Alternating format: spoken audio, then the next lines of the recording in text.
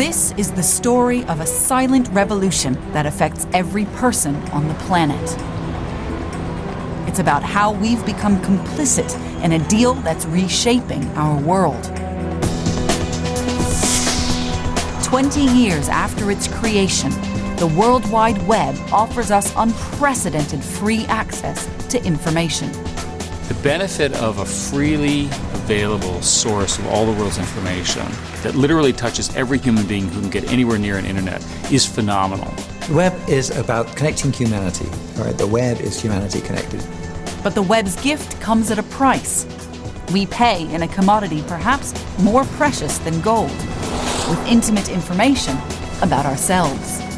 People have to think more carefully about what information they want to put out and how it should be used. I think that people are only beginning to understand what it might mean to post things about yourself on the internet. You should lead your life differently. You should not post a photo. You probably shouldn't even take a photo that you don't want spread. I would advise against sex tapes. I've spent the last 10 years researching and writing about the web's virtual revolution. This film is about perhaps the most profound and disturbing shift in values that it's brought about and what that means for all of us. It's about how the thoughts and desires that we express on the web are being traced, tracked, and traded in pursuit of profit. The product online is not the content. The product online is you. There's a risk-reward ratio here, and for us the reward is so great that whatever the risk is, we try and contain it and understand it. This is the story of the individual, moral, and social cost of free, and whether that is a price worth paying.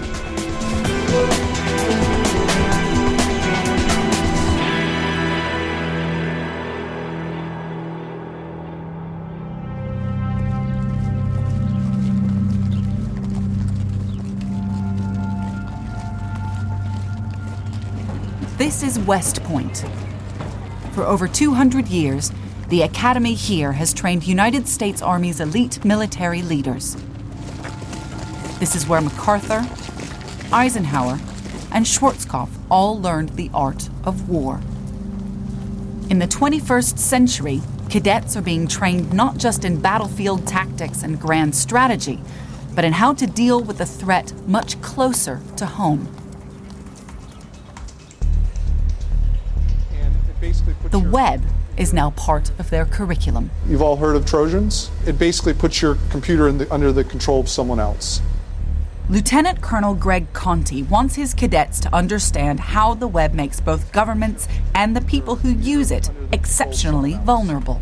And numbers vary, but anywhere. The web's one of the most popular technologies in the history of mankind. Every day a new company comes online offering new products, new services, and the tools are very compelling and they're very powerful, but what we're doing is really disclosing an unprecedented amount of information about ourselves to third parties, and that makes me very, very concerned.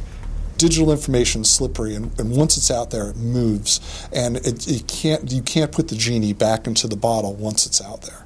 Are we being naive about the amount of information that we're putting online? We all want something for nothing. So every website we go to, every shiny new tool or service that's out there on the web, many people flock to it. And we need to consider, as we're using those tools, what are we giving away in return for this free product or service that we're getting? What are the risks involved, both on what we're giving away and the fact that the service may disappear tomorrow or may be bought by another company. So we might like their mascot now and we trust them and we like the colors of their logo, but they might not be the same company tomorrow.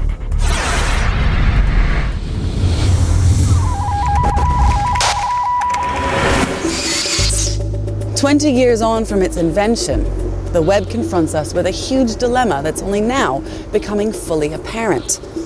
Our everyday web use remains overwhelmingly free. We read news for free, we do searches for free, and we connect with friends and family for free. Or so we think. Few of us realize just how we are paying. How much would you charge to let a stranger read your personal diary? How much would it cost them to find out your religious, political, or sexual preferences, or where your children go to school? More than money can buy? But we give away exactly this kind of information routinely every day, and we're doing it on an enormous scale. In a month, users around the world make about 76 billion searches on Google for free. In a day, we post up 3 million pictures or videos to share with friends on Flickr for free. In a month, an estimated 350 million of us browse through the world's tens of millions of blogs for free. But now look at it the other way around. And you'll see that free is an illusion. Every month, Google gathers billions of search terms that help them refine their search system and sell highly targeted advertising. Every day, Flickr receives 3 million pictures or videos next to which they can place advertising. Every month, some blogs allow advertising companies to plant a tracking device known euphemistically as a cookie on our computers that reveal our interests to commercial networks so they can send us more relevant web advertising. The Silicon Valley entrepreneurs, I think they are the rubber balance of the 21st century, but their manner of presenting their ideas and their power is much cleverer, more sophisticated than the 19th century. But I think in 100 or 200 years, when we look back at the Googles and the YouTubes and the Yahoos, we will see people very similar to the Carnegies and the Rockefellers and the Stanfords who drove the Industrial Revolution. We are being judged as we're walking around the internet by who the cookies say we are, and who we declare we are by our Facebook profile or our Twitter stream or what information we put into whatever website we might go to. This is a societal shift not unlike when we moved from the farms to the village, from the village to London. And all of a sudden we had to develop a social system that understood how we lived cheek by jowl in crowded areas. The reality is, online life is a trade. You pay for a free web with the currency of information about who you are as a user and what your clicks across the web say you're interested in. Every day, in this way, we are handing over the minutiae of our lives in exchange for a free and convenient online space.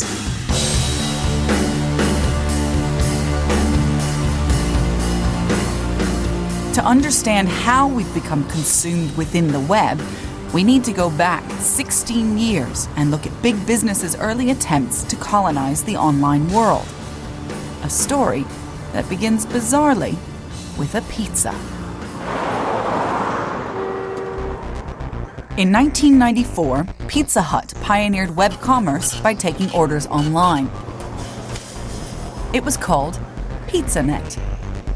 This virtual revolution in fast food happened here in sleepy Santa Cruz, California, which back then had one of the most wired-up populations on Earth. Now, ordering pizzas online seems obvious and routine, but at the time, this was a huge novelty.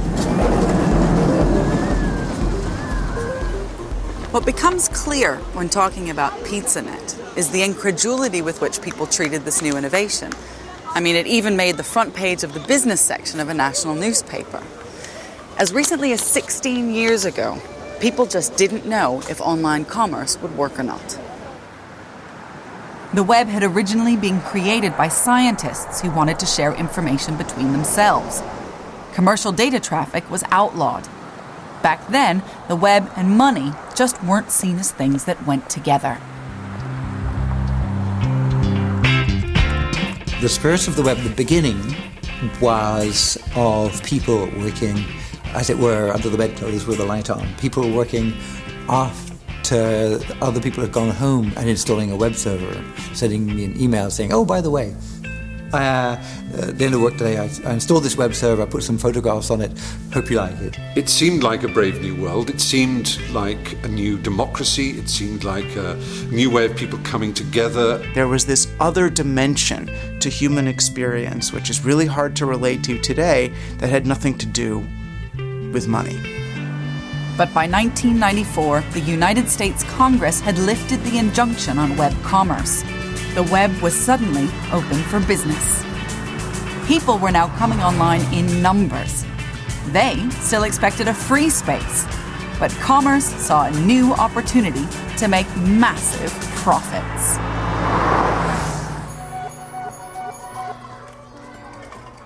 While the early web was rooted in academia and the counterculture of California, the web's first great commercial venture had its roots in New York, with the dream of a whole new interactive relationship with customers. I think the thing that we got right is a true obsessive focus on the customer experience. Amazon has become the world's most popular online retailer. It has a customer base of 124 million people worldwide, buying products that range from its core business, books, to anything from TVs to food to clothes. In 1994, Jeff Bezos was an analyst for a New York hedge fund. He was struck by commercial opportunities suddenly being opened up by the web. Web usage was growing at 2,300% a year, and I had never seen anything grow that quickly. And even though it was clear that the baseline usage of the web was very small, most people hadn't heard of the web in 1994, it was also pretty clear that anything growing that fast, though tiny today, is going to be ubiquitous tomorrow. He had a very, I think, Napoleonic scale to what he wanted to do from the beginning. But meanwhile, the step one was making the bookstore. And that in and of itself was a very unusual undertaking. Bezos realized that the fundamental problem with conventional bookstores is their size. This one, for example, can hold about 5,000 titles, so no matter how well run it is, the choice will always be limited. What you could do online that you could never do in a physical store is build a bookstore with complete selection, universal selection. So that became the founding dream of Amazon. Where Amazon blazed a trail, others would follow. The commercialization of the web was the beginning of a revolution in shopping and a fundamental shift in the web's values. The rate of growth was astounding. If you needed any other reassurance that you were onto something huge, the company was just taking off like nothing else in the history of retail. The global, instant, and free space had become a global, instant, and free market. All around the world, entrepreneurs seized upon a way of making a killing. We were reinventing our entrepreneurialism, our kind of creativity. And maybe there was a sense that some of the older industries were changing. This was a time when youth and vibrancy and dynamism were going to be celebrated in this country in a kind of US-style way. This was a very exciting time. I think sort of excitement was justified. Between 1995 and 2000, over 20 million .com names were registered. In a very few short years, we've got to the spectacle of billionaire teenagers with barely descended testicles spraying the stock exchange. Who can say what the e-world will be like in another 5 years? There's optimism that always attends such a bright new technology and the future that it seems to beckon. It didn't last long. It didn't last long with me, not because I'm cynical, I think, but because history has given us enough examples. The brave new web became synonymous with printing money. Investor stocks have gone up an estimated $1.25 trillion. Sales online have doubled since last year. The 90s were insane. You were having just buckets of money poured over your head. In recent weeks, all the stock indexes have rallied to new records, led by the incredible surging internet stocks. How hot is NASDAQ right now? Smoking. Red hot. America Online, the auction site eBay, and the book dealer Amazon, all up more than 40% in December alone. The internet has become the center of the technology universe. The internet is being viewed, rightly or wrongly, as the next industrial revolution. So much money slushing around and people getting crazy valuations for their businesses. Every experiment got tried. Every experiment got funded, including the things that didn't make any sense. Across the board, people had invested millions in web companies with a great name, a great idea, but they hadn't figured out how to make any money yet. Apparently that could be fixed later. It was a recipe for financial carnage. In early 2000, the NASDAQ lost a quarter of its value. Half of the .coms were simply obliterated in the bust that followed. Some $3.5 billion in paper wealth vanished in a year. In the froth of speculation, investors had lost sight of the risks they were taking with no certain prospect of a return. I think that people got overexcited and believed that the web was creating a completely new way of doing business because it was. And in many ways, it was totally disrupting existing business models. I think that people then thought any old business might work, which was kind of the logic that perhaps was flawed. People got confused and thought that, if you had a lot of web traffic, that must be incredible. No, building a lot of branches, that's more of a unique asset that somebody else can't duplicate. Building a website, was a kind of overnight thing. And so most of those companies weren't adding that much value. They just hoped that somebody who knew what they were doing would buy them, or somehow their scale would allow them to luck onto a business model.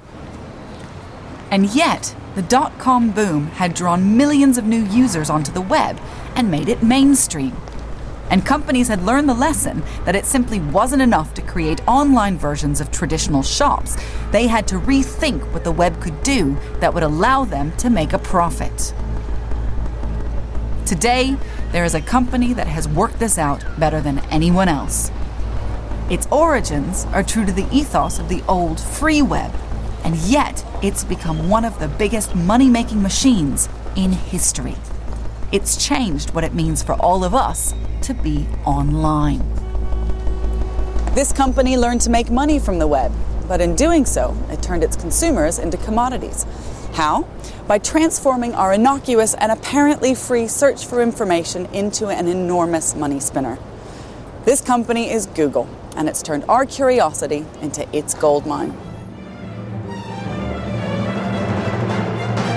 Today, Google has an extraordinary grip over the web. Google today is better than Google yesterday because we just launched a bunch of things that made it better. And it'll be better tomorrow because we're going to launch a bunch of things tonight. It's constantly getting better. Google makes sense of the web. Every day, over 2 billion searches are made via its search engines in 40 different languages. Normally, you'd ask a smart person for advice on anything, but now you type it into Google and you get tons and tons more information back than you ever got before. But it's not just search. Its free video sharing site, YouTube, is taking on television. We crossed the 1 billion view mark per day that we're serving. We can use Google to fly over the planet or even look over our neighbor's fence. It's even challenging the biggest computer company of all, Microsoft, with a browser and operating system to rival Windows. And unlike Microsoft, what makes Google so unique and so special is that they have become one of the richest and most powerful companies in the world by giving away almost everything that they offer to us consumers for free. To understand what appears to be a paradox, we need to peer behind the screens into the world that Google has built.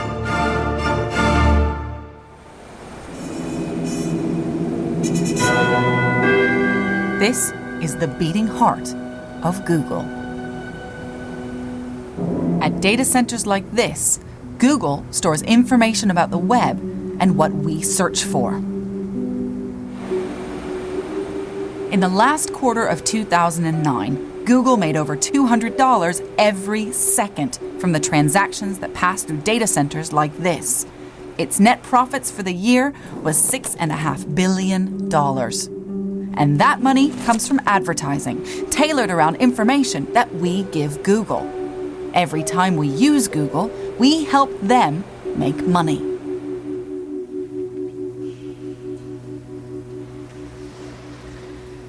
I've come to meet the editor of Wired magazine, Silicon Valley's Bible. He's charted the rise and rise of Google. One could definitely argue that Google is an advertising company. It's, lots of people do search. And one could argue that Google search is not significantly better or worse than Microsoft's or AOL's or anybody else's. But its hold over advertising is unmatched. Why do you think the Google business model has worked? The Google business model is genius. All of the things it does, calendar, mail, maps, photo management, all this sort of stuff, both can be given away for free because the cost of delivering that digital service to you is so low, and increases your attachment to Google. And it will make money from you someday. And whether it makes money when you go to search and it runs ads there, whether it makes money because it's putting ads against other third-party content that you're using. If you have a critical mass of people using Google as a search engine and the largest pool of ads against which to run against these search terms, you're able to match them better. And if you can match them better, advertisers are inclined to use you more, and this becomes a sort of self-reinforcing, positive feedback loop. What Google has is not so much a monopoly on search. The switching costs of search are pretty, one click away. What it has is the beginnings of a monopoly over internet advertising. The great irony is today's market dominance is about as far away from where Google started out as it's possible to imagine. To understand why Google's become so rich and influential, we need to go back to a more idealistic period in the company's history.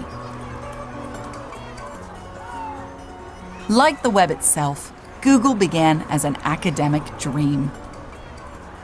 Stanford University in California has a reputation for academic excellence, but its alumni have a track record of converting research into money. You don't go to Stanford and not know that there is a very high probability that when you get to the end of graduate school, you are going to start a company, or you might never get to the end of graduate school because you're going to start a company. Back in 1996, Larry Page and Sergey Brin were PhD students investigating how they could sort the good pages on the web from the dross. The web then consisted of about 10 million pages, compared to the tens of billions today, but it was expanding rapidly. So it was already impossible for humans to visit and rate each website. Page and Brin developed a way for computers to automatically do the job. I went to meet their mentor, Professor Terry Winograd, to find out more about their breakthrough. They realized that every time a person puts a link on their own web page to some other page, they are in a sense voting. They're in a sense saying, that's interesting enough for me to put a link there. And therefore, if they could add up all of those votes from everybody who built web pages, they would get a result which was going to be a very close approximation to what really is interesting to the general public.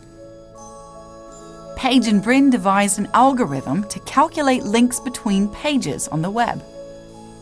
And it gave an independent mathematical value of how interesting a page was, based on the number of links to it, and whether those incoming links were from pages that were themselves interesting. Page and Brin realized that what had begun as an academic project could actually be used to solve one of the biggest challenges on the web: how to find what you're looking for. So what is the relationship between interestingness and search? So having figured out a way to decide which pages were interesting to what degree with PageRank, then it was possible to give search results that were much more useful. So when you did a search for computer, say, and it would find all the pages would say the word computer on it, then the ones that it gave me at the top, at the beginning, at the first page, would be the ones that have the most interestingness, which means that they're the ones I'd be likely to really want to go look at, not the stray junk. So that improved to a tremendous degree the kind of results you could give. This was perhaps the most effective search engine yet. Page and Brin called it Google. And Google benefited from the web's rapid expansion during the dot-com boom of the late 1990s because its link counting algorithm actually got better as more pages were added to the web. But they also faced a challenge. Each time someone used Google, they used a little bit of its computer servers. A single digital transaction, like a search, may have a negligible cost, but millions of negligible costs add up to a fortune. The problem for Google was that as the web expanded, it required more and more expensive processing power and more expensive storage. But it didn't have a real way of making sure that money was coming in.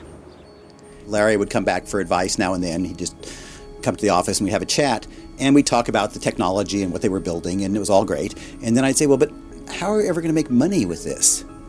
And he would give this sort of smile, little look, and say, I don't know, we'll figure that out later. Most search engines at that time were funded by advertising, but Larry and Sergey didn't like that. In fact, This is the research paper that they used to present Google to the academic community. And what they said was, we believe the issue of advertising causes enough mixed incentives that it's crucial to have a competitive search engine that is transparent and in the academic realm. This is what Google looked like in 1998. Free of adverts, simple, clean, and white, Google's looks hark back to the amateurism of the early web. Yet whatever the ideals, Google still had to pay its way. Charging consumers to search was quickly dismissed as an option. Instead, Google realized that they could use their search engine to revolutionize advertising. This was what would change our relationship with the web. They knew that, by definition, when we search for something, we're telling Google our precise wants and desires. And with a system like Google's, those could be easily captured and traded. What if you knew precisely what your customers wanted at any time and could instantly provide them with it? Well, that's the holy grail that marketers and advertisers have been searching for decades. Because with that information, they could create tailor-made ads that would target directly the customers who were likely to buy their products without wasting money on the people who wouldn't. Just 2 years after voicing doubts about advertising, Page and Brin went into advertising and changed that industry forever with a system called AdWords.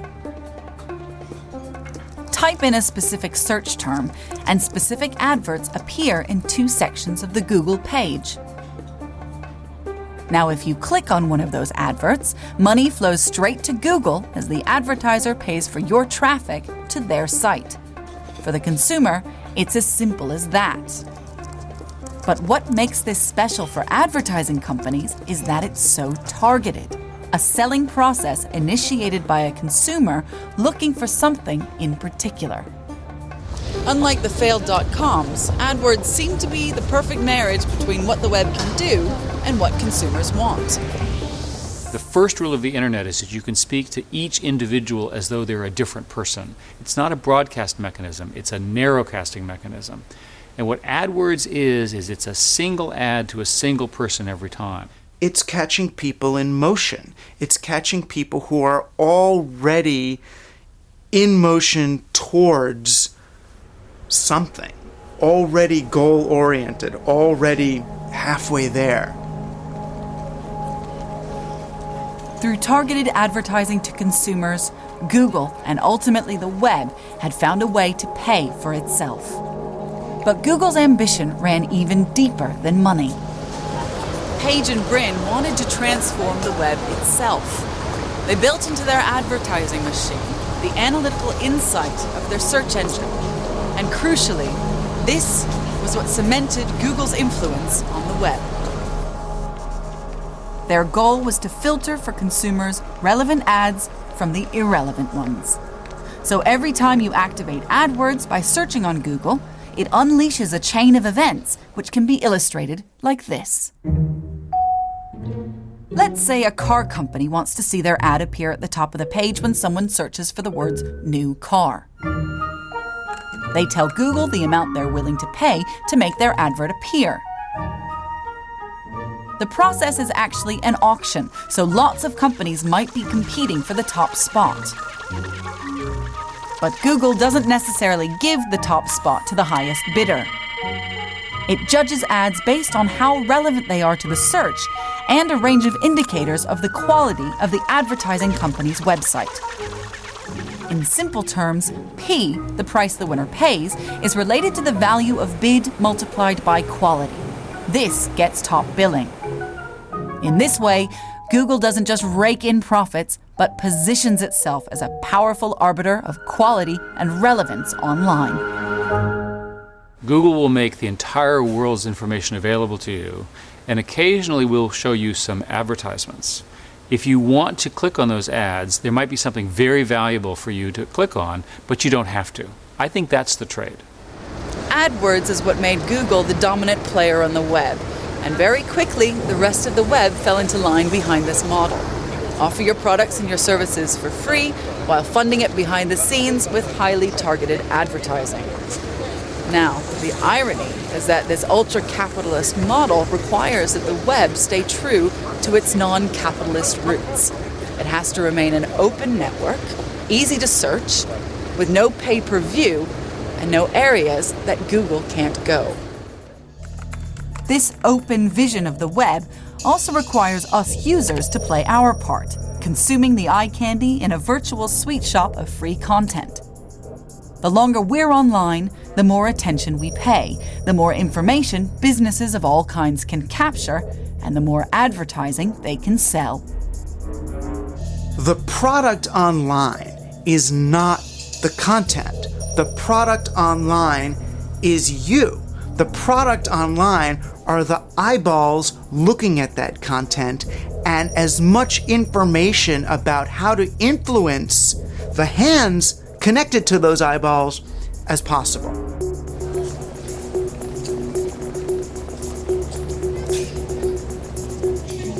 But if trading information on web users is the driving principle behind a free web, then where do you stop?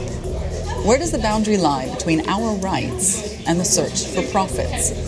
Today, we are experiencing surveillance that we could never have imagined 20 years ago. Here's one example amongst many: Google's email system.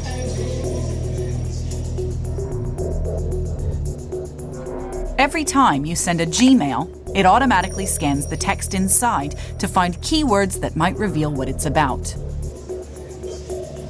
So if you write the word beach in your message, then ads down the side of the page might be about holidays. Or if you write about your pet, then you might get ads for pet accessories, medicine, dog walkers. If you're arranging to go out on the town with friends, ads for the local hotspots might show up. Or recipes for weight loss, then you'll get ads for healthy food or dieting courses. The email service you're getting is free, but Google's computers are listening in on the contents of your email and matching them with advertising that they think might be relevant to you. That is the price that you pay. Google points out that all free webmail services scan email, and that Gmail respects privacy because content is not revealed to outside parties. On their website, they say, "We let you know what information we collect when you use our products and services, why we collect it, and how we use it to improve your experience." But this isn't just about Google and email. Online advertising goes further still. Advertisers are eager to know about our activity right across the web, and so to better understand what we want, they're tracking our browsing habits. It's called behavioral targeting.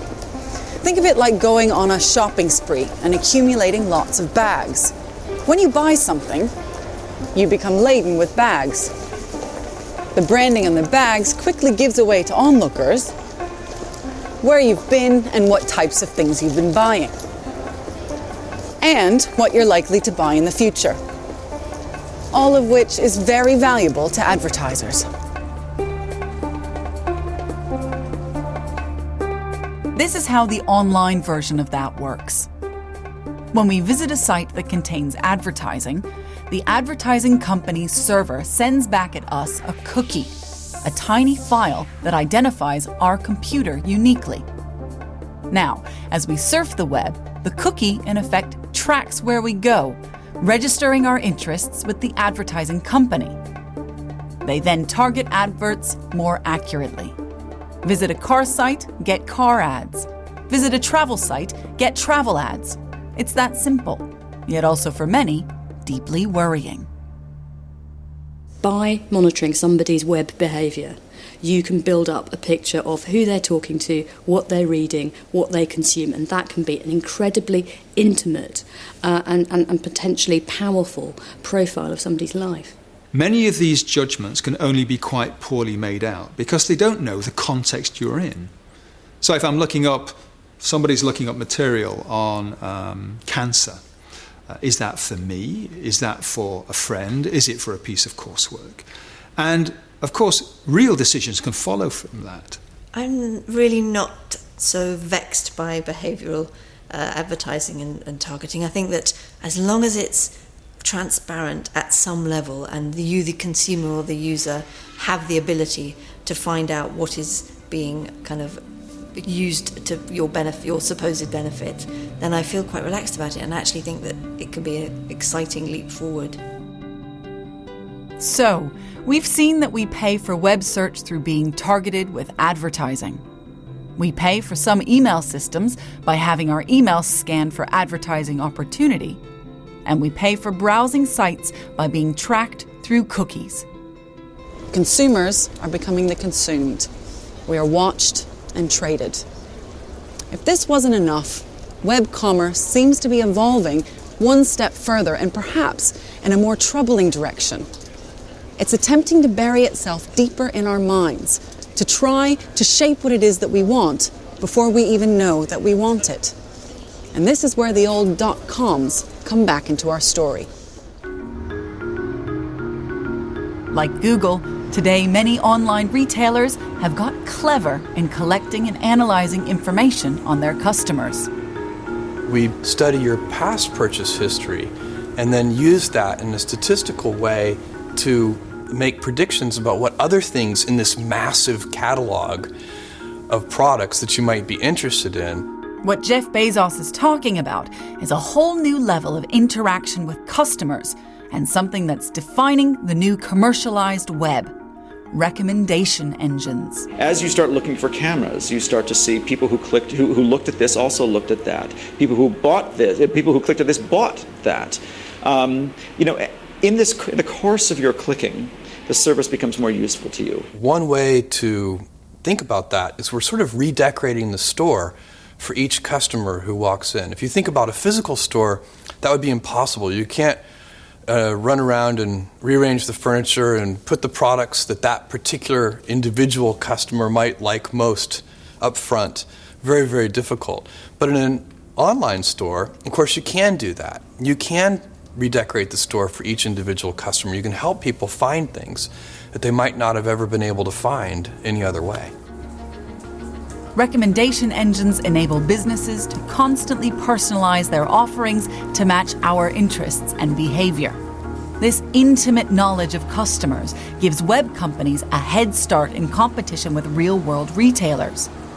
One of the best examples is how it's helping Netflix, an entirely web-based film rental company, to rival the bricks and mortar giant Blockbuster. We look at movies as a really rich area to try to understand human behavior and how to create a better experience than any other video system so that people watch more and more movies. Fundamental to their business is a computer algorithm called Cinematch that uses customers' preferences to identify other DVDs that they might like. Movie taste is very personalized. But what we realized is if we ask people to tell us what other movies they've loved in the past, that our computer systems can do a really good job of helping them choose movies that they're more likely to enjoy in the future. Netflix now has over 12 million subscribers and a turnover of $1.5 billion per year. Millions of people obviously enjoy these recommendation systems and are happy with what they get in return. But I worry that in the process, perhaps we've lost something. I wonder if recommendation systems don't defeat the point of the web. Isn't the vast possibility that the web offers for serendipity to bring us unexpected new ideas from accidental encounters being replaced by a process that apparently broadens our horizons, but actually sells us the same things? Amazon, because we carry universal selection, really dehomogenizes culture. It lets people pick the products that they want. You get to read the books that you want, not just the books that were cherry-picked and hand-selected to fit into a store of a certain size.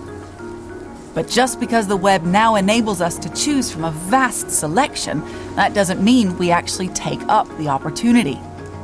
Faced with overwhelming choice, consumers tend to stick to what they know. In practice, what's become apparent is that we still huddle together in groups that confirm our existing beliefs.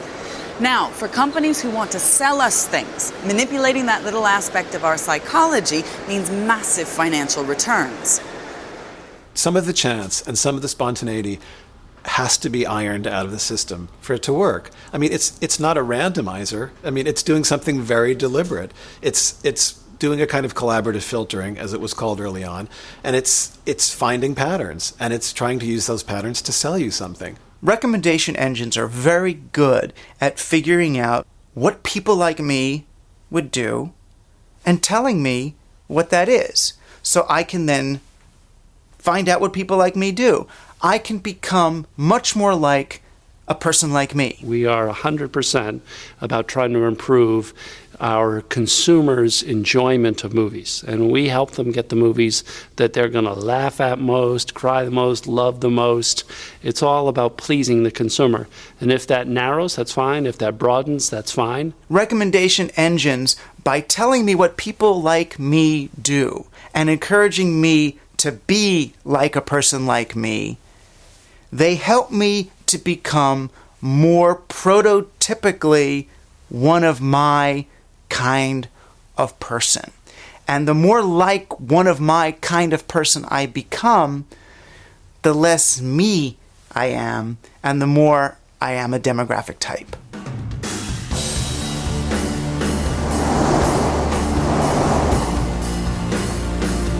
It may be too early to judge the long-term cultural impact of recommendation systems, but I feel that there is a deeper and more pressing concern about how we pay for a free web and our massive use of online retail. We are actively contributing to vast databases of information about ourselves.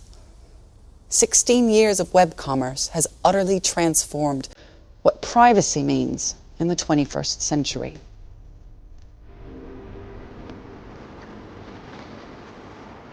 Wind beneath my wings. 60 single men. Fear that spouse contemplating cheating. How to kill oneself by natural gas. Numb fingers. Dog that urinates on everything. Foods to avoid when breastfeeding. These are real people's intimate thoughts. Just a tiny fragment of searches made anonymously by people who believed that they were using their computer in private. In 2006, the American computer giant AOL released a file containing every search made by 650,000 of their users over the previous 3 months. Each user was identified only by a numerical code. But one journalist at the New York Times was concerned that these outwardly anonymous searches, in fact, were so personal that they would reveal the identity of the searcher. How long would it take to unmask them? One kind of popped out at me, I think in part because it had a lot of searches that were obviously local searches, like, landscapers in Lilburn, Georgia was the one query. And that's not something you're going to look for if this is some town, across the country from you. Chances are you're looking for a local business. The user was known only as number 4417749, and this person's searches soon became much more intimate. There were a lot of searches for medical ailments, effects of nicotine. There were some things about depression, paranoia, a whole bunch about paranoia. We sort of thought this was maybe an older, lonely man with a lot of health problems. David was honing in on his prey. Along with the regular searches of businesses in Lilburn, Georgia, a lot of searches also revolved around the surname Arnold. I went onto an online phone book and looked up people with that name. There were 11 of them. One of them lived on Shadow Lake, and I went back and looked in the search queries. It said Shadow Lake Subdivision, Gwinnett County, Georgia. I said, that's got to be the person. After just a few hours' work and using nothing other than the searches and the telephone directory, David had identified his target. She was a 62-year-old woman called Thelma Arnold. she was pretty shocked and angry about this. She said, I had no idea someone was looking over my shoulder. This is like my whole life is on here. Thelma explained that many of the searches for medical information were not for her, but for her friends who didn't have access to the internet. People are just typing in questions that they would probably never ask another human being, and yet, here they are at their computer, and they think that the internet is the source of all knowledge, and they have no idea that anyone is recording this stuff that they're searching for. Think back to the search terms that you've stuck into the search engines over the past week or so. It's likely that you can't remember most of them. But as the AOL story shows us, it's these incidentals that, when pieced together, can give us a surprisingly revealing picture about who we are. There are so many things that people do on the web now which are very, very intimate. In a way, if you know what somebody's browsing on the web, you find out whether somebody is gay and wondering about coming out, looking at other people's stories. Somebody belongs to a religion that really is very different from the one around them. There are all kinds of very, very sensitive things that people do on the web. This massive ability to communicate with other people all over the world, this massive ability to access all kinds of information and services and so on, all of that positivity has a dark side. And the darker side of the web, to some extent, includes the ability of those behind the screen, those who are providing this space for you to monitor you. The average person seems very pragmatic about it. As long as it works, and as long as all the laws are followed, they seem perfectly happy to share personal information to make their experience better.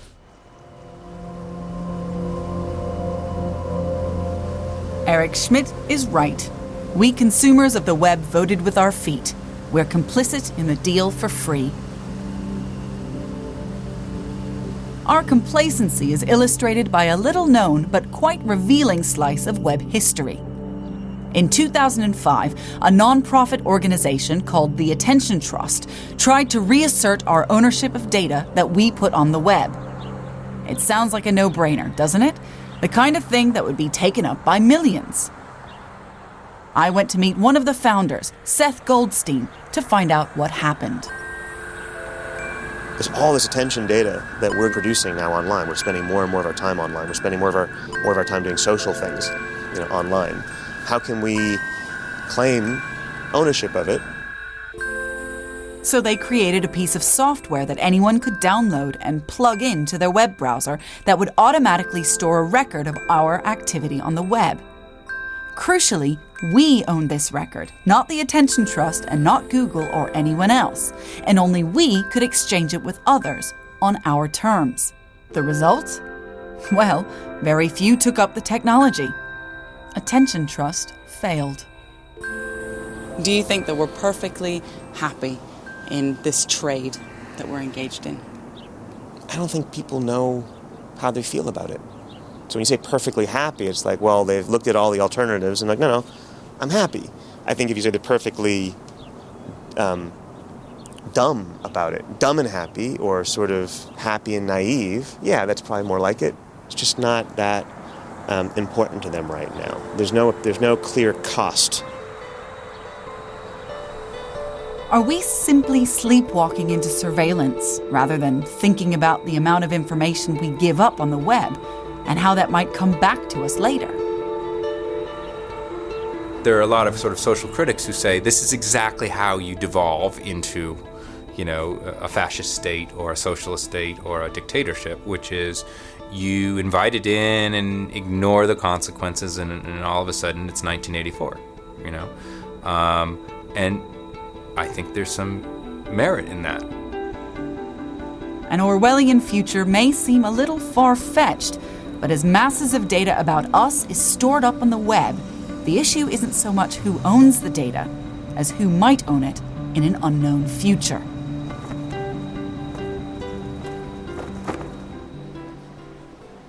Dana Boyd is a sociologist at Harvard University who believes there are lessons from history in how data collected today can have unintended consequences tomorrow. There's been times in history where we've collected mass amounts of data without even thinking about how it would get used in the future, often for really good intentions. A good example of that is in the early 1900s, the Netherlands started collecting all sorts of information about its citizens for the best of intentions. One of the bits of data they collected during that period was people's religion in order to give people a proper burial. They had no idea that in 1939, when the Nazis invaded the Netherlands, that data would be used for how it was used. We have companies collecting massive amounts of data about citizens. People don't have an imagination of what it means to aggregate all of that data going forward. They have these expectations of what possible terrible things can be done with these huge digital dossiers. Frankly, most companies aren't quite sure what to do with them yet. The companies are still trying to work it out, which is why they're collecting all of this data. And they're not quite sure where it's going. But perhaps just as troubling as these huge automated databases are the databases we freely add intimate information to ourselves. The great wave of web innovation since Google has been in social media, networking through video, microblogs, and sites like Facebook and MySpace. Young people have pioneered this revolution, and Dana Boyd is studying how they feel about living in an online commercial space. There's so much data being collected about us online. Do you think that kids are complicit with this? Do you think that they know what's going on? Or do you think that they're naive about what's going to happen with their data trail? The irony is that young people actually understand the corporation advertising trade-off better than they understand the long-term implications of that data and information. So one of the things you'll hear from young people is they'll say, well, if it gives me ads, that means it'll be free. And, I'd rather it be free. And part of it is they've never known a non-commercial world. Advertising is pervasive in their lives. The generation growing up with the web may be embracing commercial reality in return for free convenience. But aren't they missing out on what the old web once promised? What we've done is limited the range of human expression and activity on the internet to those things that are market friendly.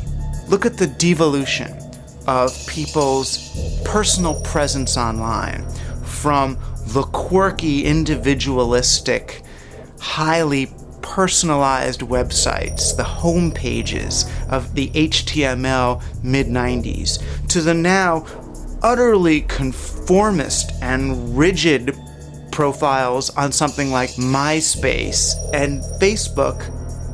You can no longer define yourself by anything. You must define yourself by what books you buy, by what movies you like, by what actresses you aspire to, by whether you are single, married, or looking. By things that the market understands. But the problems facing the younger generation run deeper still. I'm concerned that there's little understanding of one of the fundamentals of digital information. Once it's on the web, it's almost impossible to erase. All of our interactions on the web, from our Facebook and Twitter status updates, to news that we share with family and friends, to gossip that's spread about us, will be online forever. The web effectively makes us immortal. The upside is that we can live on. There are thousands of dead people who are still receiving updates and even being poked on Facebook. But the downside is that young people who are growing up in public by living so much of their lives on the web will have to face living with all of their youthful indiscretions that can now be accessed by anyone. Future bosses, future partners, future friends. And that's for the rest of their lives. The fact that you are just a regular person does not entitle you to any guarantee that pictures of you drunk and passed out are not going to be spread across the internet. And so in a sense, we all have to live like celebrities because there's that potential that we'll be treated like them. One of the biggest threats comes from consumers themselves. Young people in particular who are having, no doubt, wonderful fun on social networking sites, meeting lots of people, but forgetting the permanency of that kind of engagement. If people consider companies holding their DNA fingerprint, they somehow get a lot more emotionally disturbed by the thought that decisions might be taken about insurance, healthcare provision, lifestyle on the basis of that genetic fingerprint. The digital fingerprint is every bit as valuable.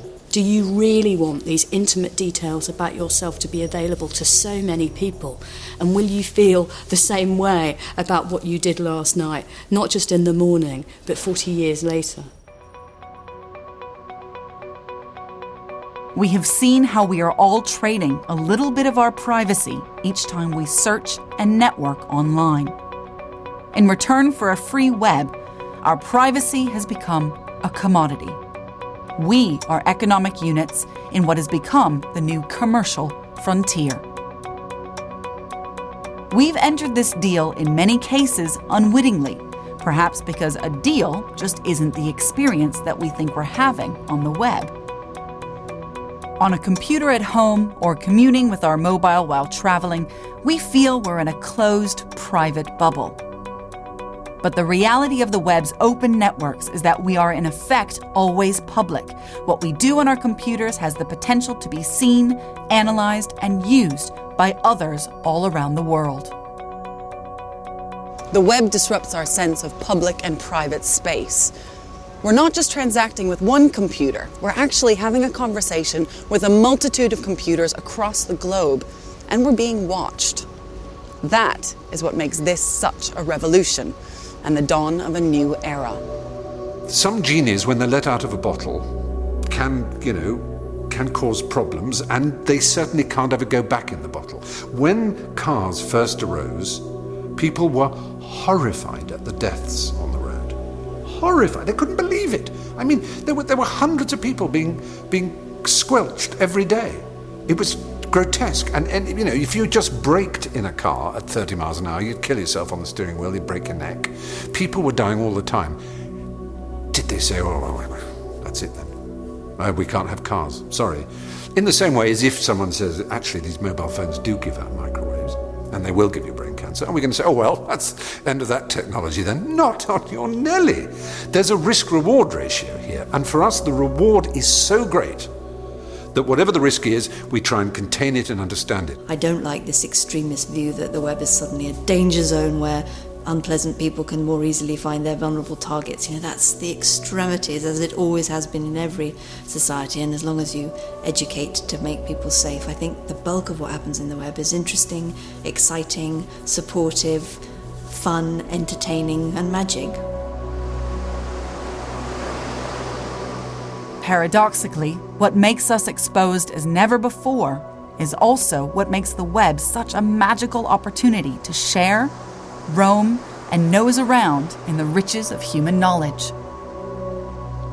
But as commerce comes to dominate the web, I believe we must wake up and understand the true cost of free, how it's redefining privacy, personal space, and perhaps ultimately, who we are.